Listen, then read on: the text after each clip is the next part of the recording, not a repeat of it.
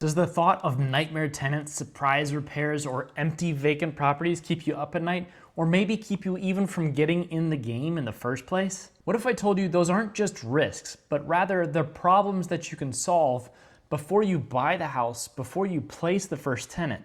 Let's work on reframing the way that you look at real estate investing. The truth is, many new real estate investors get stuck in a cycle of fear. They focus on the what ifs without a plan. They either speculate wildly or freeze in inaction. But the key to successful real estate investing isn't avoiding the risk altogether. Instead, it's about reframing the risk and understanding how you can calculate and plan to mitigate for that risk. As a realtor, I see three main fears pop up with my clients quite regularly. Am I going to have nightmare tenants? Am I going to have surprise repairs? And am I going to have a property that's vacant and I'm paying a mortgage for a very long period of time? So let's break down these three scenarios and how can we move from fear to taking action?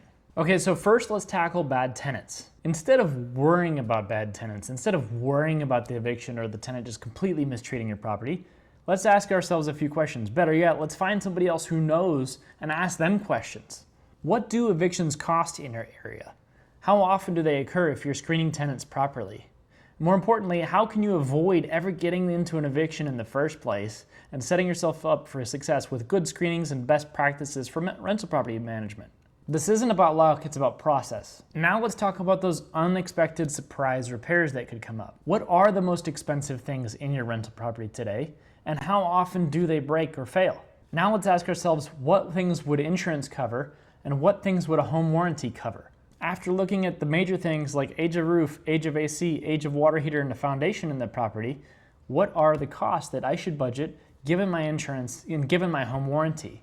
Now I have some actual numbers that I can put down on a plan and say, hey, I need a property to have this age, this type of material in the content, and this much cash flow to cover those expenses when they do come up. Let's plan for them. They're gonna come. Finally, let's talk about vacancies. The thought of lost rental income is scary, but data here is your friend. What are the average number of days on market for rentals in the area for the property that you're considering buying?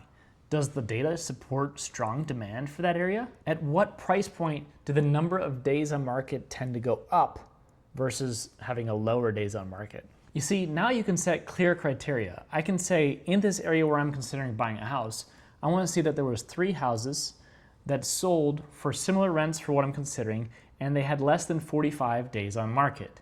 That tells me that, hey, there is demand to meet that type of house in that area. Now your realtor can help show you the data that you need to see to make those decisions, and they can help you find the property that meets your demand for days on market. Investing in real estate isn't about gambling or accepting risk blindly and just hoping for the best. It's really about making informed decisions, about asking the right questions, and calculating and planning to address the what ifs when they come. Share them in the comments below or shoot me a DM. Love to hear from you.